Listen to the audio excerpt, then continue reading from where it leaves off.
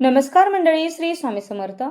गुरुपौर्णिमेचा दिवस हा आपल्या आयुष्यातील गुरु म्हणजे शिक्षक, मार्गदर्शक, आध्यात्मिक गुरु, आपले आई वडील आणि ज्या व्यक्तींनी आपल्या जीवनामध्ये एक प्रकारचं सकारात्मक परिवर्तन आणलं, आपल्या आयुष्याला एक योग्य दिशा दिली, की जिथे आपण खरोखर चुकणार होतो, तर अशा ज्या व्यक्ती आपल्या आयुष्यात असतील त्या व्यक्तींचं एकतर स्मरण करून किंवा त्यांना प्रत्यक्ष भेट देऊन त्यांचे आभार मानण्याचा म्हणजेच त्यांच्याप्रती कृतज्ञता व्यक्त करण्याचा दिवस म्हणून या दिवसाला आषाढ पौर्णिमा म्हणून जास्त करून ओळखलं जात नाही, तर आपण सर्वजण या दिवसाला गुरुपौर्णिमा म्हणून ओळखतो.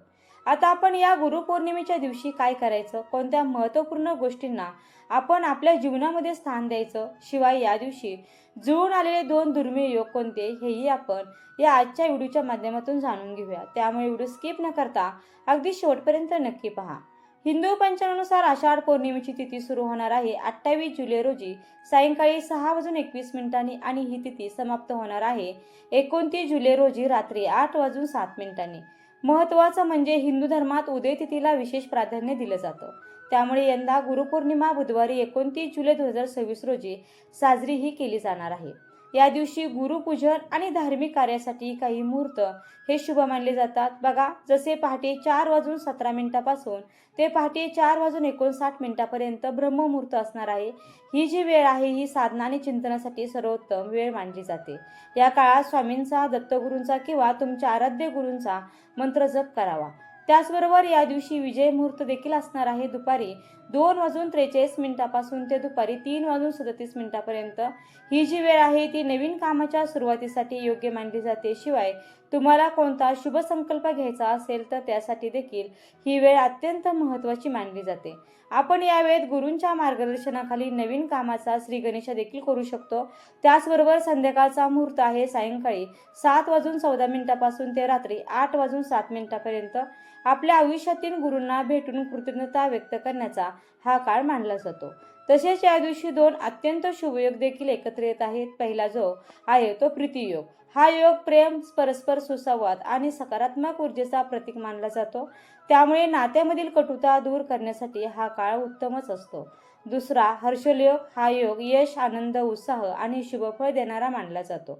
या दोन्ही योगांचा प्रभाव 29 जुलै रोजी दिवसभर असणार आहे. त्यामुळे या शुभ काळात योग्य विधींनी गुरुपूजन केल्यास जीवनात सुख, शांती आणि प्रगतीचे मार्ग मोकळे होऊ शकतात, अशी मान्यता आहे. आता सर्वात महत्त्वाचं म्हणजे धार्मिक मान्यतेनुसार महाभारताचे रचयिता महर्षी वेदव्यास यांचा जन्म याच आषाढ पौर्णिमेला झाला होता. त्यांनी मानवी कल्याणासाठी 4 वेद आणि 18 पुराणांचे संपादन करून जगाला ज्ञानाचा प्रकाश दिला आणि म्हणून या दिवसाला व्यास पौर्णिमा असे म्हणतात. या दिवशी शिष्य आपल्या गुरूंचे पाय धुवून त्यांची पूजा करतात आणि आशीर्वाद घेतात. या दिवशी पवित्र नद्यांमध्ये स्नान करणं आणि गरजू व्यक्तींना दानधर्म करणं हेही अत्यंत पुण्यदायी मानलं जातं आणि त्यामुळे मनातील नकारात्मकता ही दूर होते. आता या दिवशी नेमकं काय करावं, तर गुरुपौर्णिमेला करण्यासारखे 11 प्रभावी उपाय, तर यापैकी तुम्हाला जेवढे जमतील तेवढे उपाय तुम्ही करू शकता. एक प्रकारची ही कामच आहे असं समजून जर तुम्ही हे केलं तर नक्कीच तुमच्याकडून या दिवशी भरपूर गोष्टी होऊ शकतात आणि गुरुपौर्णिमेचा दिवस आपल्याकडून एक चांगल्या प्रकारे सार्थकी लागू शकतो. उपाय पहिला, आपल्या गुरूंची पूजा करा. जर तुमचे आध्यात्मिक गुरु असतील तर त्यांच्या चरणांची पूजा तुम्ही या दिवशी करू शकतात. बघा, श्री स्वामी समर्थ महाराज किंवा भगवान दत्तात्रयांना आपले गुरु मानतात, तर कुणी शंकराचार्यांना आपले गुरु मानतात, तर कुणी वेरूळचे जे जनार्दन स्वामी यांना देखील गुरु मानत असतात. तर अशी अनेक उदाहरणं आहेत. आध्यात्मिक जगतातील प्रत्येकाचे गुरु या ठिकाणी वेगवेगळे असू शकतात. तर तुमचे गुरु जे असतील त्यांच्या चरणांची म्हणजे त्यांच्या पादुकांची, त्यांच्या पावलांची पूजा या दिवशी तुम्ही करू शकता. जर तुमचे कोणी गुरु नाहीये असं तुम्ही म्हणत असाल तर असं म्हणणं चुकीचं खरंच आहे. कारण भलेही इतर कोणी व्यक्तींना आपले गुरु मानत नसलो तरी पण आपल्याला जन्म देणारे आपले जे जन्मदाते आई बाप असतात तर ते आपले पहिलेच गुरु आहेत, ज्यांनी आपल्याला संपूर्ण जग दाखवलं, ज्यांच्यामुळे आपण खरं तर जन्माला आलो. त्यानंतर चालायला, बोलायला किंवा समाजामध्ये वागायला आपले जे काही शिक्षण असेल ते सुद्धा त्यांच्यामुळेच आपण पूर्ण केलेलं आहे. त्यामुळे प्रत्येकाने आपल्या आईवडिलांची गुरु मानून या दिवशी पूजा करावी. भलेही तुमचे कुठे जाणं येणं नाही झालं की तुमचे कोणी आध्यात्मिक गुरु नाही आहेत तर आईवडिलांची या दिवशी तुम्ही पूजाही करू शकता.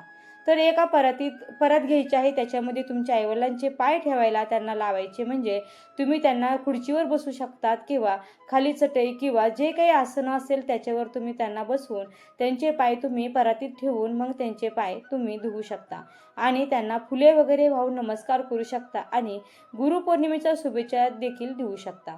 त्याचप्रमाणे बघा, स्वामी समर्थ महाराज तुमचे गुरु असतील तर त्यांची पूजा देखील तुम्हाला या गुरुपौर्णिमेला करायची आहे. या संदर्भातला व्हिडिओ आपल्या चॅनलवरती अपलोड झाला आहे, तो देखील तुम्ही पाहू शकता. आणि तुमचे गुरु खरंच खूप लांब आहेत असे असतील तर तुम्हाला आता सध्या तेथे जाणं जर शक्य नसेल तर निदान फोनवरून तुम्ही त्यांना शुभेच्छा देऊ शकता, म्हणजे शुभेच्छा संदेश पाठवू शकता, कॉल करू शकता शक्य असेल तर. आणि या सगळ्या गोष्टी आपल्याला गुरूंच्या पूजेमध्ये करता येतील. यानंतर उपाय दुसरा, गुरुचरित्र किंवा दत्तात्रय यांचा ग्रंथ वाचावा. गुरुपौर्णिमेच्या दिवशी श्री गुरुचरित्र, दासबोध, ज्ञानेश्वरी, भागवद्गीता यापैकी कोणताही ग्रंथ वाचल्यास आपल्याला यामुळे शुभ फळाची प्राप्ती होते.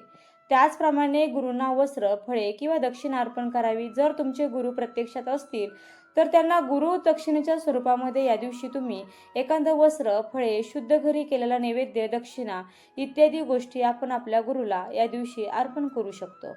यानंतरचा उपाय तिसरा, दानधर्म करा.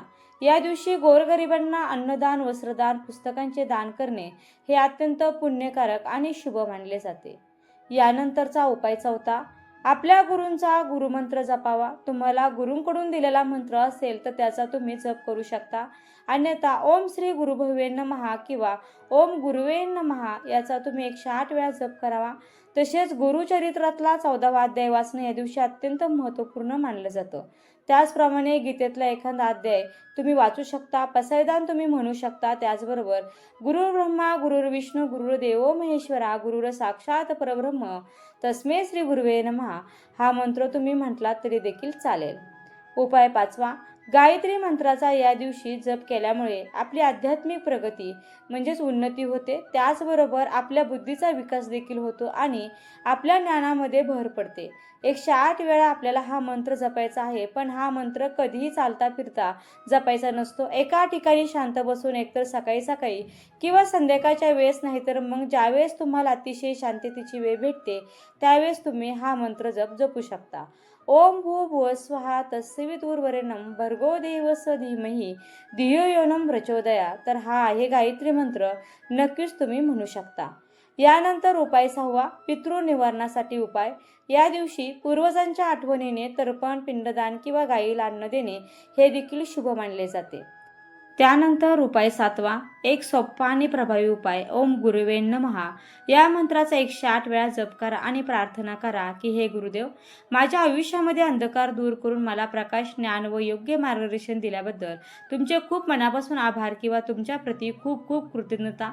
गुरुपौर्णिमा आहे आपल्या मनातला किंवा आपल्या संपूर्ण शरीरातला अज्ञानरूपी अंधकार या दिवशी कायमचा दूर व्हावा. आतापर्यंत आपल्या गुरूंनी आपल्याला योग्य पद्धतीचा मार्ग दाखवला, पण अजून सुद्धा आपली उत्तरोत्तर प्रगती होत जावी यासाठी आपल्या गुरूंच्या नावाने किंवा त्यांच्या प्रती ती आभार व्यक्त करण्यासाठी म्हणून आपण एक दिवा तुळशीपाशी लावायचा आहे आणि आवर्जून या दिव्यामध्ये या दिवशी तूप घाला, थोडीशी हळद घाला.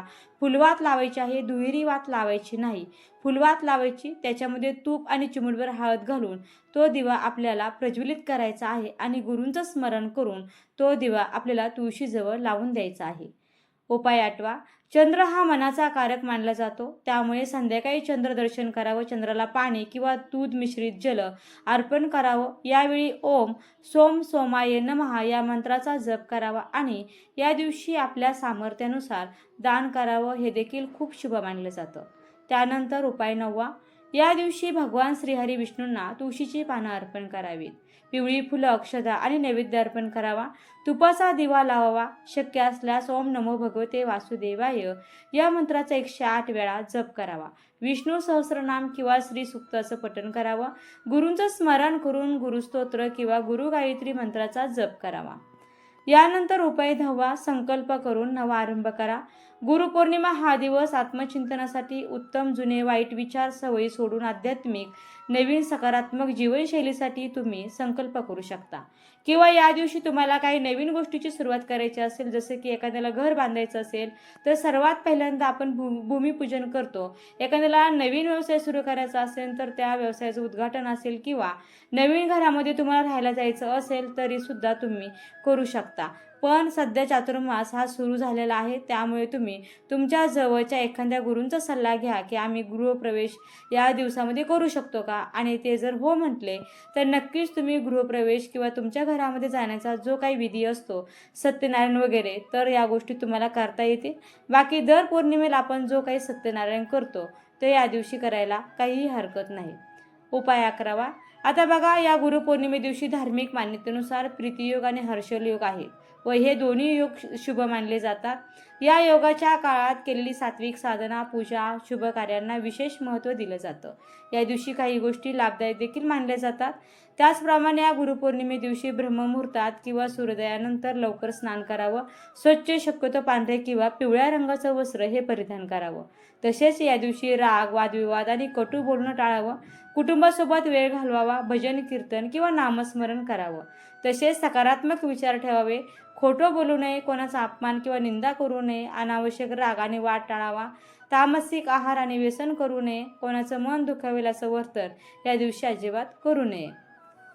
बघा, गुरुपौर्णिमा म्हटली की गुरु द्रोणाचार्य व शिष्य एकलव्य यांची आठवण सर्वांना लगेच येते. अर्जुन श्रेष्ठ राहावा म्हणून द्रोणाचार्यांनी एकलव्याकडे गुरुदक्षिणा मागितली.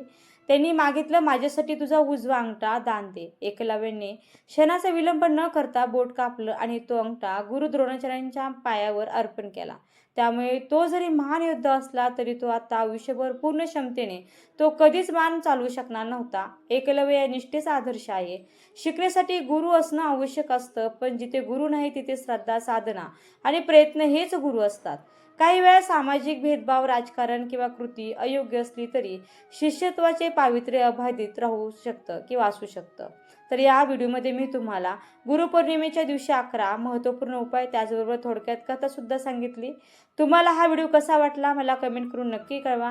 व्हिडिओ आवडला असेल तर व्हिडिओला लाईक करा, जास्तीत जास्त शेअर करा, चॅनलला सबस्क्राईब करायला मात्र विसरू नका. तुम्हा सर्वांना गुरुपौर्णिमेच्या खूप खूप शुभेच्छा. व्हिडिओ शेवटपर्यंत पाहिल्याबद्दल मनापासून तुमची खूप खूप आभारी आहे. धन्यवाद. श्री स्वामी समर्थ. जय जय स्वामी समर्थ. रामकृष्ण हरी. जय जय रामकृष्ण हरी.